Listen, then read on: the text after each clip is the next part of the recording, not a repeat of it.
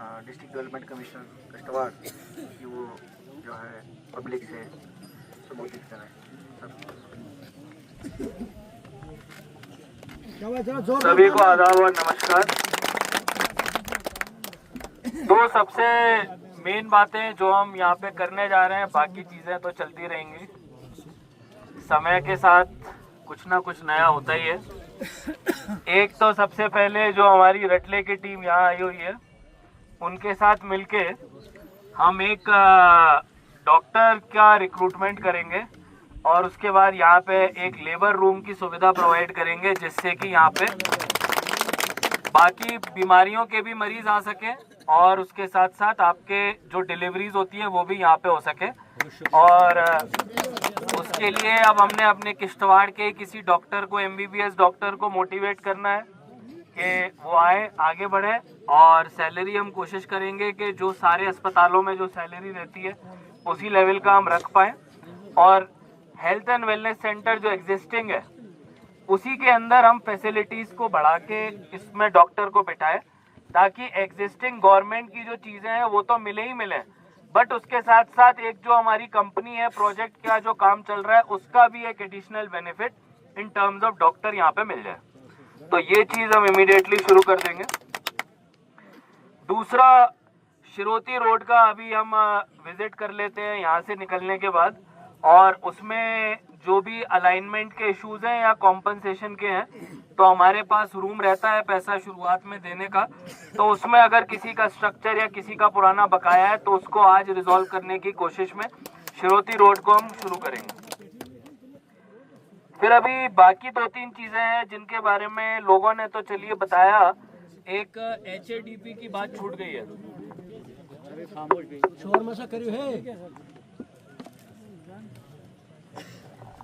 एक HADP की बात छूट गई है। यहाँ पे कितने लोगों को HADP के बारे में पता है?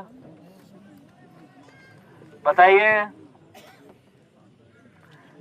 अब मैं चीफ साहब को बोलूंगा कि साहब क्या हुआ, तो वो बोलेंगे साहब हमने कैंप तो किए थे, जनता सुनती है, एक कान से सुन के दूसरे से निकाल देती है।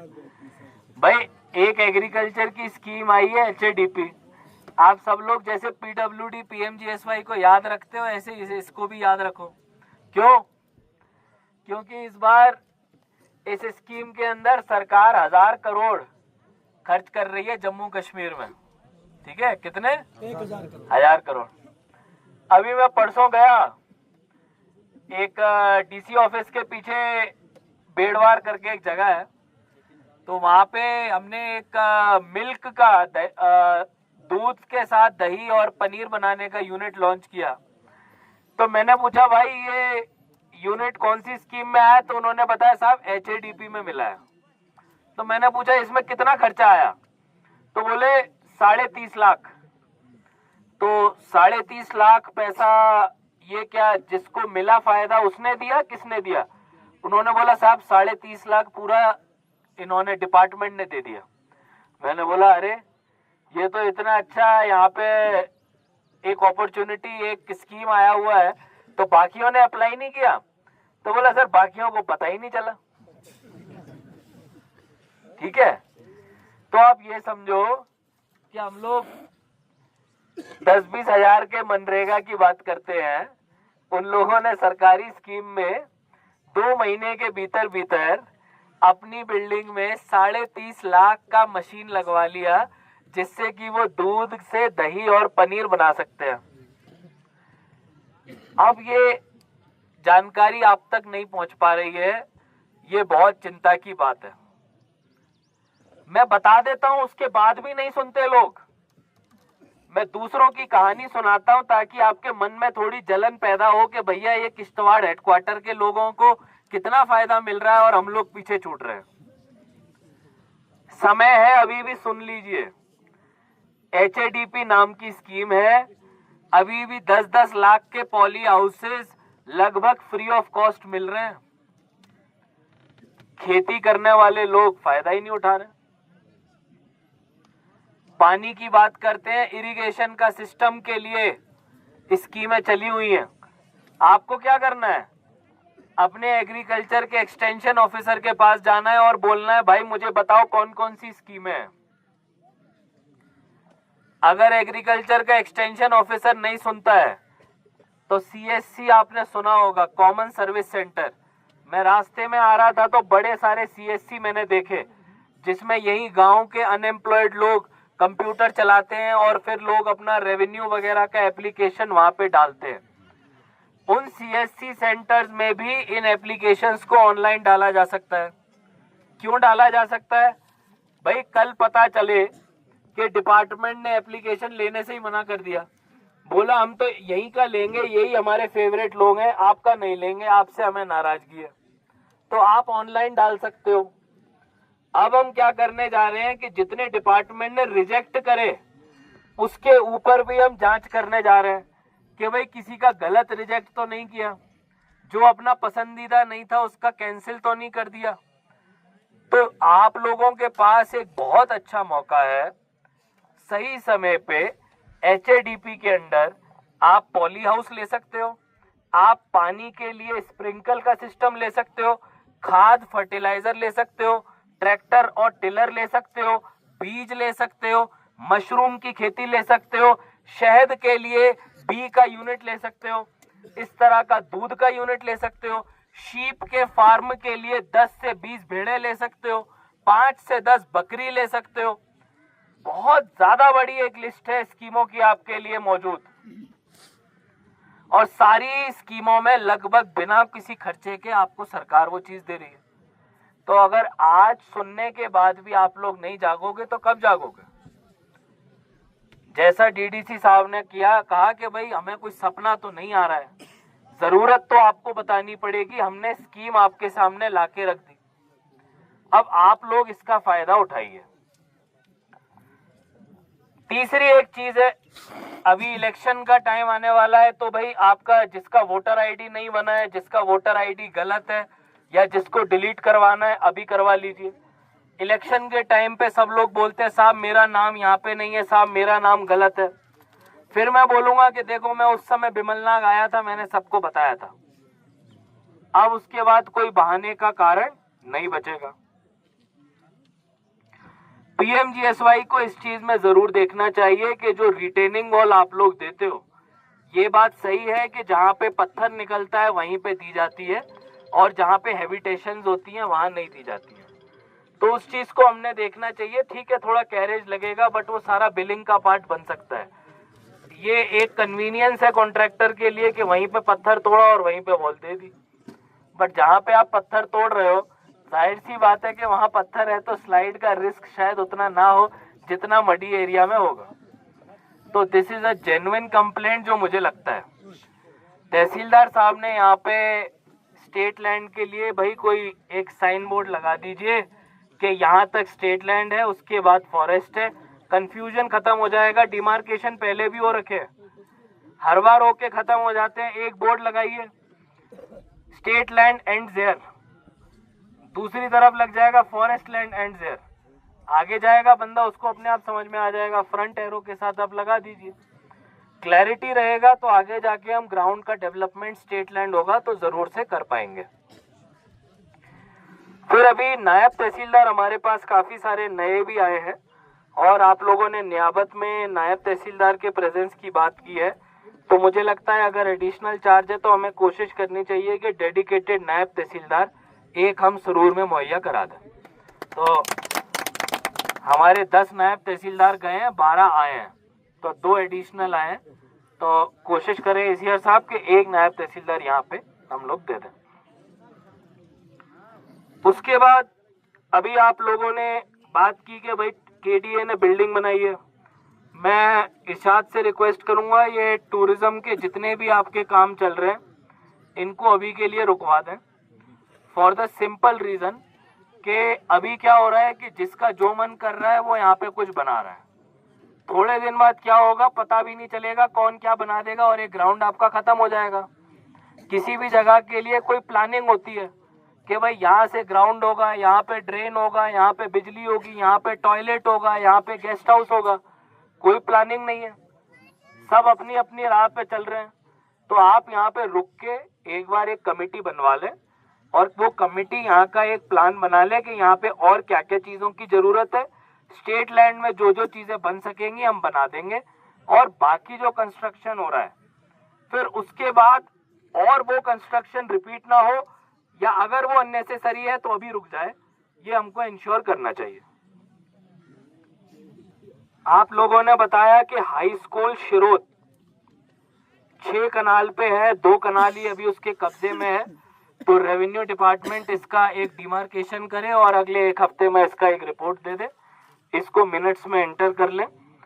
और इस साल मैं बताना चाहूंगा कि हाई स्कूल शिरोड के लिए 20 लाख रुपए कैपेक्स में रखे हैं, तो मुझे उम्मीद है कि सीओ साहब उस 20 लाख से बहुत अच्छा काम करेंगे और उस स्कूल को थोड़ा अच्छा बना पाएंगे। उसके साथ साथ हम लोगों ने एक एसआरटीसी की बस शुरू की थी, लेकिन वो बस डिमांड की वजह से चल नहीं पाई।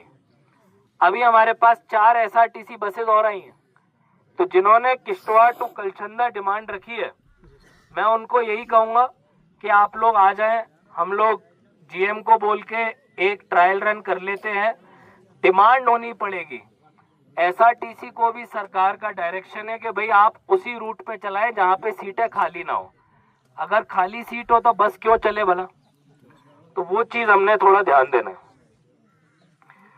जेजेएम के बारे में, चाहे वो हलंदर का एडिशनल हो या वो गोबर राशन वाला जो है, वो आप लोगों ने चेक करना है, बट एडिशनल लाइन लग जाए, ये लास्ट टाइम का कमिटमेंट है, इसको हम पूरा करें। फिर हमने बात की थी आपके कुछ पंचायत घरों की, बहुत ज्यादा पुराना मसला है, मैं एसीपी साहब से रिक्वेस्ट करूंगा इसको देख ले। अभी जो हमको सिस्टम है उसमें कोशिश की जाती है स्टेट लैंड पे ही देने की, अगर कोई प्राइवेट पे देता है तो हम उसको क्या इंसेंटिव देते हैं, इसके ऊपर जरूर सोचना चाहिए। सर, यहाँ कटानी में एक स्टेट लैंड आइडेंटिफाई हुआ जहाँ पे पंचायत घर बनना है, बट कोई आदमी उस पर अभी काम शुरू नहीं करने दे रहा है। क्यों? तो मेरी पोजीशन में मैं नहीं करने दूंगा। मैंने तहसीलदार साहब को बोला कि आप अपनी टीम भेज के और आरजेडी की टीम जाए, और उसमें ये तो नहीं होना चाहिए भाई, आपको अपना अलॉटेड वर्क। एक मिनट सर, एसीपी साहब पहले चेक करके तहसीलदार को मलकियत है क्या, गरीब है बेचारा आदमी, उसको दे सकते हैं। नहीं, अगर होगी तो नहीं होगी तो फिर नहीं। ग्राउंड पे जाइए, वेरीफाई करिए। जहाँ तक जॉब्स की बात है, तो कल मैंने पक्कल डूल का भी मैडम एएलसी को कहा है कि कोई फ्रेश रिक्रूटमेंट नहीं होगा जब तक हमको पिछले 6 महीने का जानकारी नहीं मिल जाता है। कि अभी क्या हो रहा है कि कंपनीज कई सारे सब कॉन्ट्रैक्टर के खाते में वर्कर चढ़ा देते हैं, तो अगर हम उनसे पूछे कि आपने कितने लोग लगाए तो बोलेंगे हमने 10 लोग लगाए, लेकिन बाकी 100 लोग सब कॉन्ट्रैक्टर ने लगाए हुए होते हैं, तो वो एंगेज करते हैं सब कॉन्ट्रैक्टर को, उसकी कोई जानकारी नहीं होती कि वो बंदे कहाँ से लगे। तो कहीं ना कहीं कंपनीज को भी ये देखना है कि एक्सेसिव सब कॉन्ट्रैक्टिंग ऑफ द वर्क्स ना हो, उससे क्वालिटी भी अफेक्ट होती है, वो कहीं ना कहीं अपनी जिम्मेदारी से भागते हैं, और ये जो रिक्रूटमेंट होता है, ये रिक्रूटमेंट भी इर्रेगुलर होता है। तो सेम एक्सरसाइज हम रटले में भी कर सकते हैं कि पिछले 6 महीने में सब कॉन्ट्रैक्टर के अंडर कितने वर्कर्स लगे हैं, और इन द मीन टाइम जितना भी रिक्रूटमेंट है उसको हम रोक सकते हैं, ताकि ये हमारा सिस्टम है स्ट्रीमलाइन हो जाए। फिर अगले 2 हफ्ते के बाद हम इसमें शुरू कर दें प्रोसेस को। आपके एनिमल और शीप हस्बेंड्री के मुझे नहीं पता लोग आए हैं कि नहीं, चीफ साहब इधर मौजूद हैं। एक कैंप का जो रिक्वायरमेंट आया है उसको जरा असेस करके कैंप्स यहाँ पे कन्वे करवा दें, ये जरूरी है। फिर आपने लंका टॉप नाबार्ड की स्कीम में एडिशनल सोर्स का काम शुरू करना है, अब वो आप लोगों ने टेंडर कर ही दिया है, तो अब आप शुरू अभी नहीं करेंगे तो कभी नहीं हो पाएगा, वो आप जल्दी कर दीजिए। केवीआईसी का इशू अभी भी अनरिजॉल्व है, मैं रिक्वेस्ट करूंगा मेरी तरफ से चिट्ठी भी लिखवाएं और जरा बात भी करवाएं। तो ये तो बहुत ज्यादा लंबा खिंच गया है, इतना लंबा नहीं होना चाहिए। फिर अभी हम लोगों ने चलासू बढ़ोती रोड की बात की, और भी बड़ी सारी रोडों के ऊपर मछीपाल चमोती की भी बात हुई है, और जितनी भी रोडें आप देखेंगे, मेन रोड टू शेखपुरा भी है, जितनी भी रोडें आप देखेंगे ज्यादातर केसेस में या तो किसी की जमीन आती है या फिर जंगलात आता है। कोई पुराना पीएमजीएसवाई का रोड है तो उसमें तो हम कॉम्पनसेशन दे सकते हैं, पीडब्ल्यूडी के कॉम्पनसेशन में ये एक सच्चाई है कि टाइम लगेगा। अगर आप कोई भी रोड प्रपोज करते हैं तो पीडब्ल्यूडी रोड अगर आप प्रपोज कर रहे हैं तो जमीन आपको देनी पड़ेगी। अभी नबार्ड के केस में भी जो हम सड़कें दे रहे हैं, सारी सड़कों में लैंड ओनर से लिखवा के दे रहे हैं कि भाई मैं जमीन देना हूं, क्योंकि कोई भी जो जमीन देता है वो ये नहीं देखता कि सड़क बनने के बाद उसकी जमीन की वैल्यू बढ़ जाती है। किसी भी जगह अगर कोई दूर दराज में घर बना के अपना बैठा हुआ है, अगर उसकी जमीन की वैल्यू 1 लाख होगी तो वहीं पे सड़क बनने के बाद वो 3 से 4 लाख हो जाती है। उसके ऊपर कोई ध्यान नहीं देता, वो बोलते हैं ठीक है भाई बढ़ गई तो बढ़ गई, ये तो बहुत अच्छी बात है। लेकिन होता क्या है कि क्योंकि लोग नई नई रोड्स देते हैं और प्रेशर डाल के उनको जल्दी देते हैं, तो उन रोड्स में कॉम्पनसेशन का पैसा नहीं आता है। तो आप लोगों को उन केसेस में कहीं ना कहीं आगे बढ़ के उन रोड्स में लैंड प्रोवाइड करनी पड़ेगी फ्री ऑफ कॉस्ट। यही रास्ता है। PMGSY के रोडों में जरूर, सभी रोडों में कॉम्पनसेशन का कोई प्रॉब्लम नहीं रहेगा। सीजनल सेंटर ट्राइबल लोगों के चल रहे हैं, मेरे को पूरी उम्मीद है CO साहब और ZDO साहब आए हैं इधर, तो मुझे पूरी उम्मीद है कि आप सारे सीजनल सेंटर्स की अटेंडेंस मॉनिटर कर रहे हैं। और कोई भी सीजनल सेंटर पे पुरानी कंप्लेंट आती थी कि टीचर नहीं आ रहे, मुझे उम्मीद है कि इस बार ऐसा नहीं है और सारे जो भी सीजनल टीचर हमने लगाए हैं वो ढोकों पे जा रहे हैं और वो अपनी पढ़ाई पूरी करा रहे हैं। अभी हम लोग टीचर रैशनलाइजेशन का प्रपोजल भी देख रहे हैं और उसमें जिस जिस जगह पे टीचर की कमी होगी वहां भी लगाएंगे। और CRC का क्या अपडेट है? सर वो चल रहा है सिलेक्शन। कब तक कंप्लीट होगा? 2-3 दिन लग जाएंगे सर, कल ही आया परसों ही आया। नहीं, आपने नोटिस तो निकाल दिया था ना? नोटिस निकाल दिया था, अब उनकी वो करेंगे ना कितनी वो सर्टिफिकेट वगैरह देख रहे हैं। आज खत्म हो गया? आज खत्म नहीं, अभी नहीं होगा। तो कितने टीचर ले रहे हो? 64 सर। बस 100 ले रहे थे पहले हम। सैंक्शन थे उधर ही 64 64। तो मेरी सब लोगों से रिक्वेस्ट है, DDC साहब से भी, कि CO साहब के ऊपर पूरा प्रेशर बनाएं और वो 64 टीचरों का रिक्रूटमेंट अगले 1 हफ्ते में कंप्लीट हो जाए, तो हमारे अलग अलग स्कूलों में वो 64 बच्चे टीचर जा सकेंगे। तो 64 टीचर बड़ा नंबर होता है, वो सब जगह सारे स्कूलों में, सारे ब्लॉक्स में, सारे जोनों में वो फायदा करेगा। फिर अभी यहाँ पे आप लोगों ने देखा होगा कैसे हम लोगों ने TRC किश्तवाड़ को आउटसोर्स किया। तो ये कहने में कोई दो राय नहीं है कि भदरवा टूरिज्म में हमसे पहले आगे निकला है। तो अभी हम लोग उनका फायदा लेके यहाँ पे कोशिश कर रहे हैं कि भदरवा के लोगों के साथ ज्वाइंट कोलैबोरेशन में TRC हमारे चलने लग जाए। अब आपके TRC में पहले खाना नहीं मिलता था, अब वहाँ पे बढ़िया खाना मिलता है। हमारे पूरे शहर में एक भी बैंक्वेट हॉल नहीं था, लोग शादियां अपने घरों में करते थे, अब TRC में हमारी शादियां हो सकती हैं। हमारे अफसरान कंपनी के आते थे, बड़े बड़े डेलीगेशन दिल्ली से आते थे, डिपार्टमेंट के लाते थे, बड़े बड़े लोग आते थे, तो करने के लिए कोई बड़ा इवेंट कोई जगह नहीं थी। अब हमारे पास एक जगह TRC किश्तवाड़ में बन गई। इसी तर्ज पे अगर हम अपने KDA के एसेट्स को भी यहाँ पे आउटसोर्स करें, लोकल लोगों को ही दें, क्योंकि उसमें तो वो बड़ा काम था, वो होटल वाला काम था, तो बाहर का आदमी आ गया। किश्तवाड़ के ही लोगों को यहाँ के एसेट्स दें, द्रबशाला के ही मैं कहूँगा, तो मुझे लगता है इनका मेंटेनेंस भी अच्छा हो सकेगा और किसी न किसी रूप में वो इसको अच्छे से चला सकेंगे। तो यहाँ के अनएम्प्लॉयड यूथ से भी मेरी रिक्वेस्ट रहेगी कि प्रोजेक्ट्स में तो आप लोग नौकरी तलाश रहे, लेकिन इस ऑप्शन को भी जाने ना दें। उसके बाद मैं मनरेगा में कहूँगा, भाई ये जो लोग कह रहे थे कि मनरेगा में कयामत तक अगर आप बोलोगे काम नहीं होगा, तो जैसा आप लोग हमसे जिम्मेदारी एक्सपेक्ट करते हो, हम लोग भी आपसे जिम्मेदारी एक्सपेक्ट करते हैं।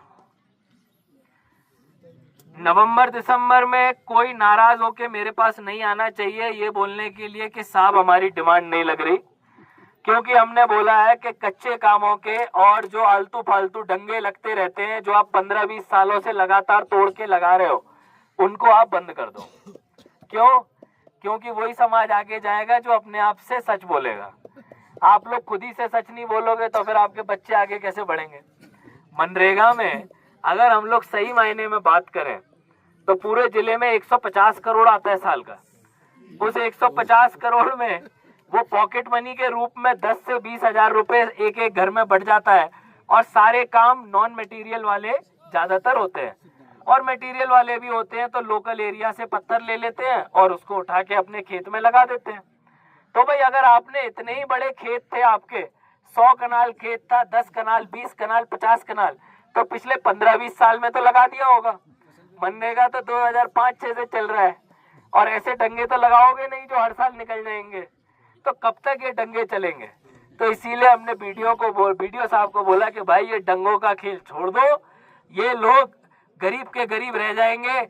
हम ही को इनको सख्त, जिसको बोलते हैं कि भैया ग्रीन टी होती है, थोड़ी कड़वी लगती है लेकिन हेल्थ के लिए अच्छी होती है, तो थोड़ा सा कड़वा लगेगा लेकिन आगे जाके ये लोग हम ही को शुक्रिया करेंगे।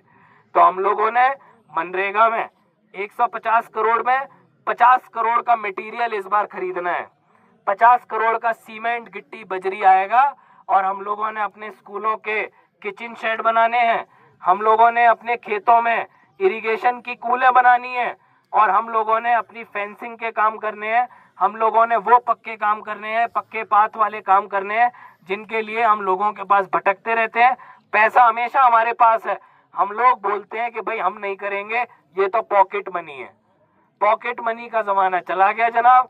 अब लोग, आप सब जानकार लोग, जैसा मैंने HADP में आपको जगाने की कोशिश की, ऐसे ही आप मनरेगा में भी जाग जाओ, और अब मनरेगा में अच्छे काम की शुरुआत करो। हम लोग क्रिकेट पिचेस भी यहाँ पे अच्छे बनवा सकते हैं, किचन शेड के कुछ डिमांड है उनको भी कर सकते हैं, इरिगेशन की कूल, आंगनवाड़ी सेंटर हम लोग मनरेगा में बना रहे हैं। तो इस चीज का कोई लिमिट नहीं है। तो एंड में एक स्वच्छता पखवाड़ा हमने, स्वतंत्रता दिवस, इंडिपेंडेंस डे 15 अगस्त को है, तो 1 से 15 अगस्त तक हमारा स्वच्छता पखवाड़ा चलेगा। तो मेरे को पूरी उम्मीद है कि इस बिमलनाथ की खूबसूरत धरती को आप लोग साफ रखने के लिए यहाँ पे सफाई अभियान हम सबके साथ मिलके चलाएंगे। हम सब लोग आपके साथ मिलके यहाँ पे शाना बशाना खड़े रहेंगे। और फाइनली वही 2 काम, शिरोती की रोड और एक डॉक्टर की मौजूदगी, इन 2 कामों को हम करके दिखाएंगे। और बहुत बहुत आपका धन्यवाद। जय हिंद, जय भारत। पीछे चलो सागदा आइए जनाब।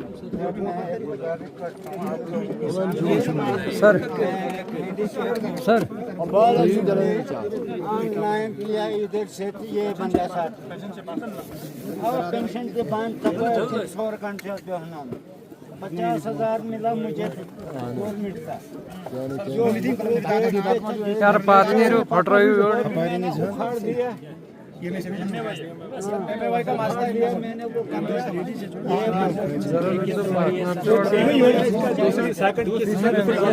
तोड़ना नहीं। जनाब जाहिर साहब जरा मोहम्मद अकबर, कहाँ के रहने वाले हो? Katni. Ward number 7 sir. Ward number 7। तो भाई इनको PMAY का एक किस्त पड़ा है, उसके बाद नहीं पड़ा। ACD साहब देखो इसको। अरे दद्दू, आपका क्या नाम है? सर ये कुछ तो ये खड़ा हो, ये देखो,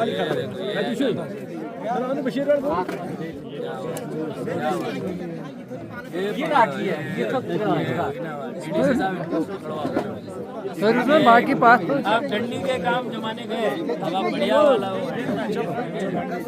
ये इसको जानवर मारने के लिए ये निकाल।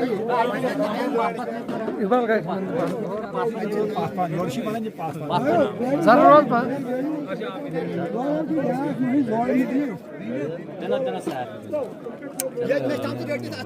अब आपके डंडी साहब, भाई साहब अपने हाथों से ये भी, अब आपके भी डंडी के जमाने गए, इसको पकड़ो और अच्छे से भी पकड़ो। बाकी सामान ये देखो, आपको ही है ना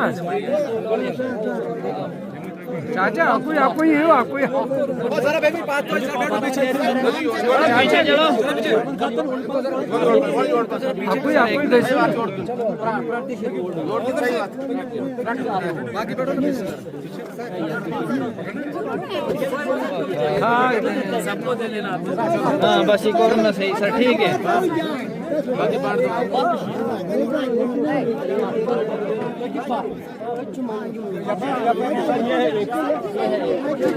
अच्छा यहाँ पे आंगनबाड़ी में आंगनबाड़ी खुल रहा है कि नहीं खुल रहा है? खुल रहे हैं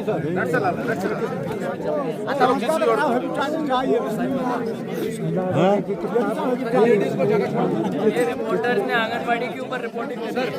कौन सी वाली सर?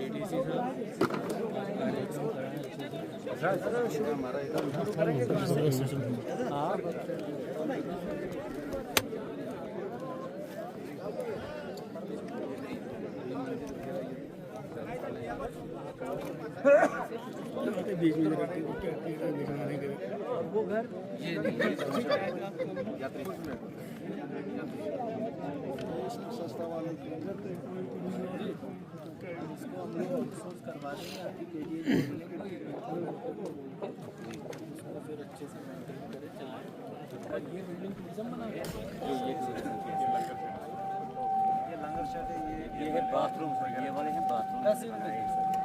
इनका प्लेट थोड़ा प्लानिंग करनी पड़ेगी। तुम लेट हो जाओगे। इनका कवरेज सबसे ज़्यादा है आज की तारीख। जवाब है यस सर। चलिए शुरू करिए। वगैरह करो।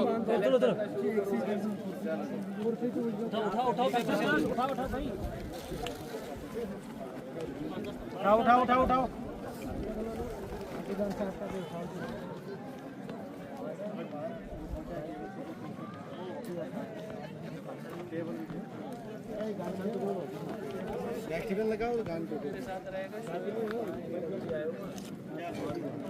केसीआर साहब और इरशाद भी चलेंगे।